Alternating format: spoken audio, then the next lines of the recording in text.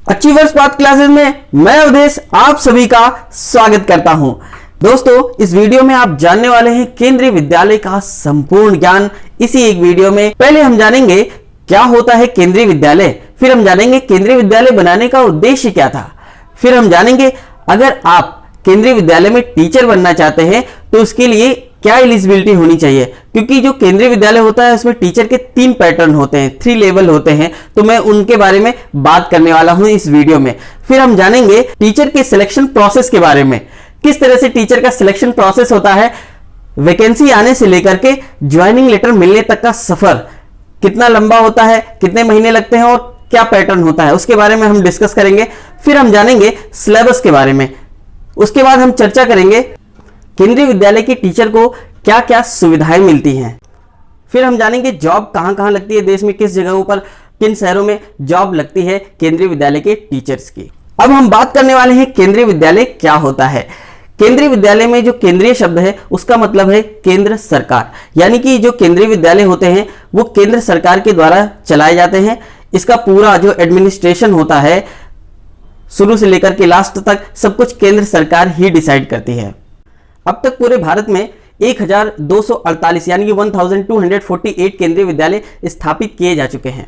अब सवाल यह उठता है कि केंद्रीय विद्यालय को क्यों बनाया गया, क्या जरूरत पड़ी थी। तो दोस्तों, केंद्रीय विद्यालय बनाने का उद्देश्य यह था कि जो केंद्र सरकार के जितने भी कर्मचारी होते हैं उनके बच्चों को बहुत ही अच्छी शिक्षा दी जाए, क्योंकि आप जानते हैं कि जो केंद्र सरकार के कर्मचारी होते हैं उनका ट्रांसफर पूरे भारत में होता है, एक स्टेट से दूसरे स्टेट में। तो ऐसे में उनके बच्चों की शिक्षा पर कोई बुरा असर ना आए, ऐसे में केंद्रीय विद्यालयों की स्थापना केंद्र सरकार के द्वारा की गई। हालांकि कुछ सीटें नॉन सेंट्रल गवर्नमेंट एम्प्लॉयज के लिए भी इसमें होती हैं। और ये जो केंद्रीय विद्यालय होते हैं ये सीबीएसई पैटर्न पर चलते हैं, यानी कि सीबीएसई एफिलेटेड होते हैं। सीबीएसई यानी कि वही central board of secondary education. और जो पूरे भारत में जितने भी केंद्रीय विद्यालय यानी कि 1248 केंद्रीय विद्यालय हैं, इन सभी का सिलेबस एक ही होता है, पैटर्न एक ही होता है, और जो इनमें करिकुलम वगैरह जितना भी होता है सब कुछ एक जैसा होता है। ऐसा क्यों? ऐसा इसलिए ताकि जब बच्चा जो एक स्टेट में किसी केंद्रीय विद्यालय में पढ़ रहा था, जब वो दूसरे स्टेट के केंद्रीय विद्यालय में जाता है तो उसको अपनापन फील हो अपने स्कूल से। और मजे की बात यह होती है कि इन केंद्रीय विद्यालयों में जिस स्टेट में केंद्रीय विद्यालय होते हैं तो वहां पर भी कल्चरल एक्टिविटीज होती है। तो बच्चा जब एक स्टेट से दूसरे स्टेट में जाता है तो उन कल्चरल एक्टिविटीज के जरिए देश के हर स्टेट में हर तरह के कल्चर्स को जानता है, हर तरह के कल्चर्स को समझता है।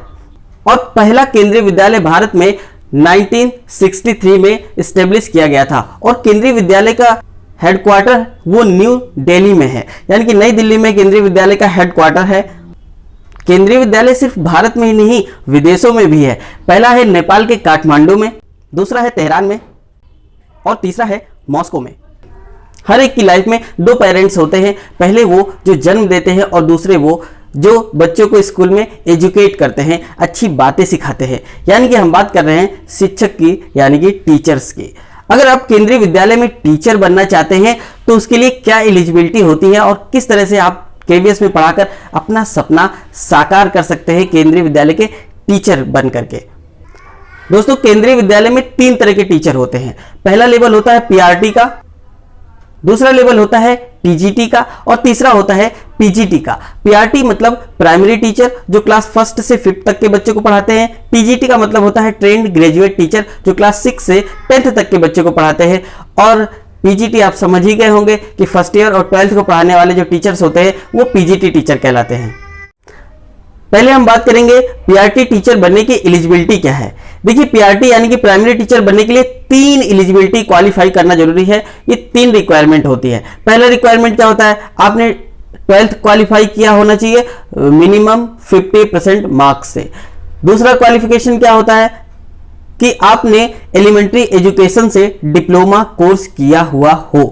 और तीसरा है आपने सीटेट का पेपर फर्स्ट क्वालिफाई किया हुआ हो। अब ये सीटेट क्या होता है इसके लिए मैंने अलग से वीडियो बनाया है, लेकिन मैं शॉर्ट में समझा देता हूं। देखिए, होता क्या है कि जब भी कोई भी टीचिंग प्रोफेशनल कोर्स आप करते हैं, चाहे वो डिग्री कोर्स हो या डिप्लोमा कोर्स हो, उसके बाद आपको एक एलिजिबिलिटी टेस्ट देना होता है। अगर सीटेट की बात करते हैं तो सीटेट क्या होता है कि एक सेंट्रल टीचर एलिजिबिलिटी टेस्ट होता है जो केंद्र सरकार के द्वारा कंडक्ट कराया जाता है। ये देखने के लिए कि आप टीचर बनने के पात्र हैं या नहीं, तो इसको क्वालिफाइड करना जरूरी होता है। और सीटेट का जो एग्जाम होता है ये सीटेट फर्स्ट और सीटेट 2, यानी कि CTET first and CTET second, ये दो चीजें होती है सीटेट में। और जो सीटेट फर्स्ट होता है वो क्लास फर्स्ट से 5th तक के जो टीचर बनते हैं उनके लिए ये क्वालिफाइड करना बहुत ही जरूरी है। और जो क्लास 6 से 10th तक के टीचर बनते हैं उनके लिए सीटेट का पेपर सेकंड क्वालिफाइड होना मस्ट है। पीआरटी के लिए मैक्सिमम जो एज मानी जाती है जनरल के लिए वो है 30 ईयर, और बाकी ओबीसी एससी एसटी में एज रिलैक्सेशन होता है। इसके बाद हम बात करते हैं टीजीटी के लिए। टीजीटी के अगर आप क्लास 6 से 10th तक के टीचर बनना चाहते हैं तो उसके लिए पहले तो आपको ग्रेजुएशन होना चाहिए जिस सब्जेक्ट का आप टीचर बनना चाहते हैं। अगर आप साइंस का बनना चाहते हैं, मैथ का, हिंदी का, संस्कृत का, जिस भी सब्जेक्ट का आप टीचर बनना चाहते हैं उस सब्जेक्ट से आपने ग्रेजुएशन किया हुआ हो, वो भी मिनिमम 50% मार्क्स से क्वालिफाइड होने चाहिए ग्रेजुएशन उस सब्जेक्ट से जो आपने किया है, जिस सब्जेक्ट के आप टीचर बनना चाहते हैं। दूसरा, आपके पास बीएड यानी कि बैचलर ऑफ एजुकेशन की डिग्री होनी चाहिए। और तीसरा, आपने सीटेट का पेपर सेकंड क्वालिफाइड किया हुआ हो। और बात करें एज की, तो इसमें जो मैक्सिमम एज होता है वो 35 ईयर तक फॉर्म भर सकते हैं, ये जनरल के लिए होता है। बाकी ओबीसी के लिए, एससी एसटी और जितने भी आरक्षण वाली कैटेगरीज आती हैं, रिजर्व कैटेगरीज आती हैं, उनके लिए एज रिलैक्सेशन भी दिया जाता है। इसके बाद बात करते हैं पीजीटी टीचर्स के लिए। तो जो पीजीटी टीचर बनना चाहते हैं उसके लिए भैया सीटेट की कोई रिक्वायरमेंट नहीं होती है, उसके लिए सिर्फ 2 चीजों की रिक्वायरमेंट होती है। पहला है, जिस सब्जेक्ट के आप टीचर बनना चाहते हैं उस सब्जेक्ट से आपने मास्टर डिग्री की हुई हो, यानी कि अगर आप मैथ के टीचर बनना चाहते हैं तो आपने मैथ से एमएससी किया हुआ हो, साइंस में केमिस्ट्री के टीचर बनना चाहते हैं या फिजिक्स के टीचर बनना चाहते हैं, जिस सब्जेक्ट के टीचर बनना चाहते हैं, या आर्ट में आप किसी सब्जेक्ट के टीचर बनना चाहते हैं, उस सभी सब्जेक्ट से आपने मास्टर डिग्री किया हुआ हो। दूसरा, आपने बीएड यानी कि बैचलर ऑफ एजुकेशन का कोर्स किया हुआ हो, और इसमें सीटेट की कोई रिक्वायरमेंट नहीं होती है।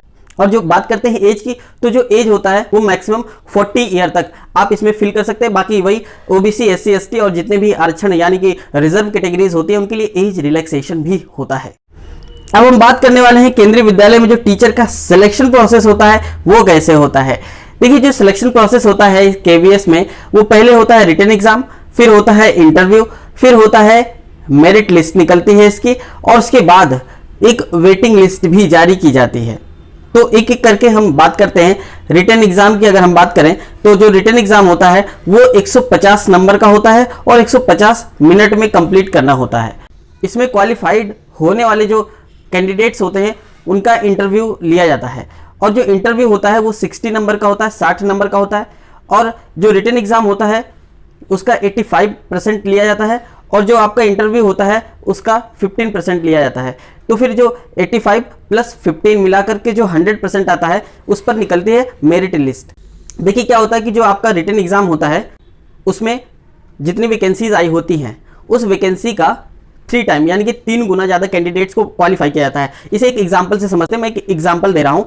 मान लिया कि जो केवीएस की वैकेंसी आई वो 100 है, 100 लोगों की वैकेंसी आती है, तो उस 100 में से जो क्वालिफाइड बंदे होंगे रिटर्न में, उनमें 3 गुना यानी कि 300 लोगों को पास किया जाएगा। फिर ये जो 300 कैंडिडेट सेलेक्ट होकर के आते हैं इन्हीं का इंटरव्यू लिया जाता है, और इसी में जो इंटरव्यू भी क्वालिफाइड कर जाते हैं ऐसे लोगों की मेरिट लिस्ट निकाली जाती है। उसके बाद मेरिट लिस्ट निकालने के बाद क्या होता है कि उसमें से कई कैंडिडेट्स होते हैं जो ज्वाइनिंग लेटर मिलने के बाद भी अगर मान लिया किसी कारणवश, हालांकि छोड़ता कोई नहीं भाई, गवर्नमेंट जॉब है, वो भी सेंट्रल गवर्नमेंट टीचर की जॉब है, इसको छोड़ता तो कोई नहीं है, लेकिन मान लिया अगर किसी परिस्थितिवश किसी ने छोड़ दिया तो उसमें क्या होता है, जो वेटिंग लिस्ट जारी की जाती है उन वेटिंग लिस्ट वालों को वो जॉब मिल जाती है। तो आपने जाना कि जो प्रोसेस होता है ये इसका पैटर्न क्या होता है। अब हम जानने वाले हैं सिलेबस क्या आता है। अगर आप पीआरटी के टीचर बनते हैं तो उसका सिलेबस, टीजीटी के टीचर बनते हैं तो उसका सिलेबस, और पीजीटी के टीचर बनते हैं तो उसका सिलेबस क्या होता है। एक एक करके डिटेल में समझते हैं।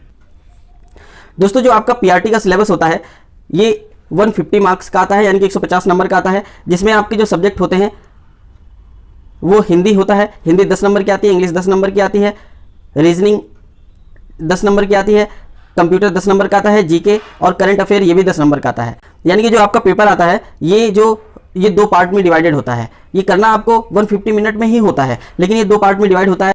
टीचिंग मेथडोलॉजी और सीडीपी मतलब होता है चाइल्ड डेवलपमेंट एंड पेडागोजी, उससे रिलेटेड क्वेश्चंस होते हैं जो कि 20 नंबर का आता है। फिर मैथ आती है 20 नंबर की, साइंस आती है 20 नंबर की, ईवीएस आती है 20 नंबर की। और फिर से इंग्लिश 10 नंबर का और हिंदी 10 नंबर का। ये जो पार्ट 2 है इसमें आएगा। आप लोग सोच रहे होंगे कि इसमें जो पार्ट 1 है इसमें भी हिंदी इंग्लिश है 10-10 नंबर का, और पार्ट 2 है इसमें भी इंग्लिश हिंदी 10-10 नंबर की है। देखिए ये पेपर ऐसा ही आता है। इसमें जो पहला इंग्लिश और हिंदी जो आप देख रहे हैं, इसमें क्या होता है कि इसमें आपका लैंग्वेज प्रोफिशिएंसी को चेक किया जाता है कि आप कितने मतलब लैंग्वेज पे कितनी पकड़ है, उससे रिलेटेड क्वेश्चंस पूछे जाते हैं। फिर जो आपका इंग्लिश हिंदी जो पार्ट सेकंड में इंग्लिश हिंदी पूछी जाती है, ये ग्रामेटिकली पूछी जाती है। ये काफ़ी टफ होता है, ग्रामर के हिसाब से इसको पूछा जाता है। तो ये जो आपका होता है पीआरटी का, ये 150 नंबर का पेपर होता है और इसमें निगेटिव मार्किंग नहीं होती है। 150 क्वेश्चन 150 मिनट में करने होते हैं। अब बात करते हैं टीजीटी की। जो टीजीटी का पेपर होता है वो भी 150 नंबर का होता है और इसमें निगेटिव मार्किंग नहीं होती है। और इसमें हिंदी 10 नंबर की, इंग्लिश 10 नंबर की, कंप्यूटर 10 नंबर की, जीके करंट अफेयर 40 नंबर का आता है, रीजनिंग 40 नंबर की आती है, टीचिंग मेथोडोलॉजी एंड जो सीडीपी यानी कि चाइल्ड डेवलपमेंट एंड पेडागोजी का पार्ट है ये 40 नंबर का आता है। यानी कि टोटल मिलाकर के 150 क्वेश्चन आते हैं।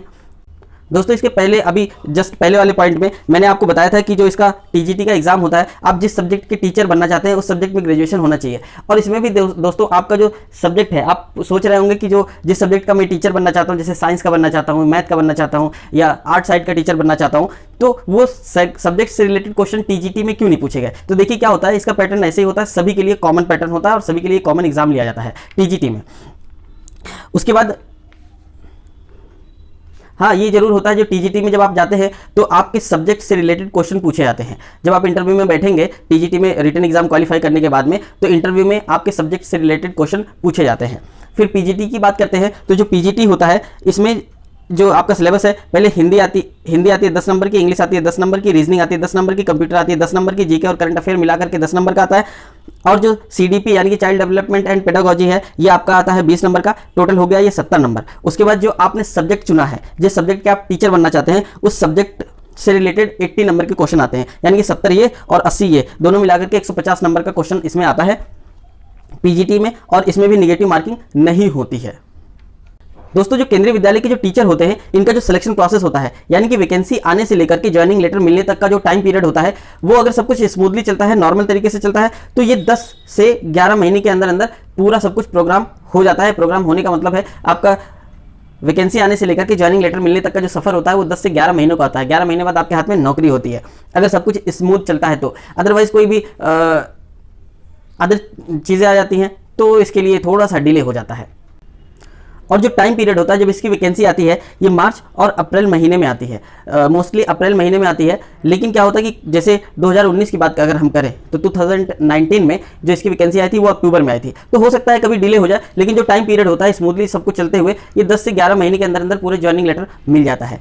अब हम बात करने वाले हैं केंद्रीय विद्यालय के जो शिक्षक होते हैं, जो टीचर्स होते हैं, उन सभी को क्या क्या सुविधाएं मिलती हैं। तो पहली सुविधा उसको ये मिलती है कि जो उनके बच्चे होते हैं, उनकी जो फीस होती है केंद्रीय विद्यालय में, अगर वो अपने बच्चे को पढ़ाना चाहते हैं, जो कि बहुत ही बेस्ट स्कूल होता है क्योंकि सारे के सारे अच्छे घर के आए हुए बच्चे होते हैं, क्योंकि सेंट्रल गवर्नमेंट एम्प्लॉयज़ के बच्चे होते हैं, तो जाहिर सी बात है उनका फैमिली बैकग्राउंड बहुत अच्छा होता है।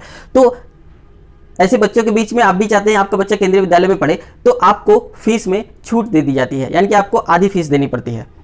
दूसरी चीज़ ये होती है कि आपका जो ट्रांसफ़र होता है वो भारत में हर एक स्टेट में आपको जॉब करना पड़ता है, तो इसलिए आपको हर एक स्टेट में जो कल्चर्स होता है उसको जानने का मौका मिलता है। और अगर आप घूमने के शौकीन हैं तो आपको मज़ा आ जाता है। और उसके साथ में आपको मिलता है LTC। LTC का मतलब होता है लीव ट्रैवल कंसेशन, यानी कि आप साल भर में एक बार पूरे परिवार के सहित गवर्नमेंट के पैसे से पूरा भारत भ्रमण कर सकते हैं जहां आप चाहें। इसके साथ ही आपको मिलता है मेडिकल की सुविधाएं, यानी कि अगर कोई हेल्थ इश्यूज होता है तो उसका भी खर्चा गवर्नमेंट उठाती है। तो आप समझ गए होंगे कि जो केंद्रीय विद्यालय के टीचर होते हैं उन्हें ऑल इंडिया कहीं पर भी जॉब मिल सकती है और कहीं पर भी उनको जाना पड़ता है। लेकिन अगर आपके नंबर अच्छे आते हैं, यानी कि जो KVS की वैकेंसी आती है, अगर आप अच्छे नंबर से क्वालिफाई करते हैं तो आपको आपके घर के पास में या आपके ही स्टेट में आपको जॉब मिल जाती है।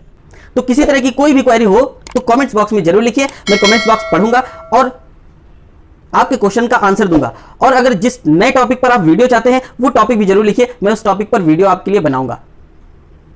तो इस वीडियो को लाइक कीजिए, शेयर कीजिए और सब्सक्राइब कीजिए। मिलते हैं नेक्स्ट वीडियो में। Thank you for watching.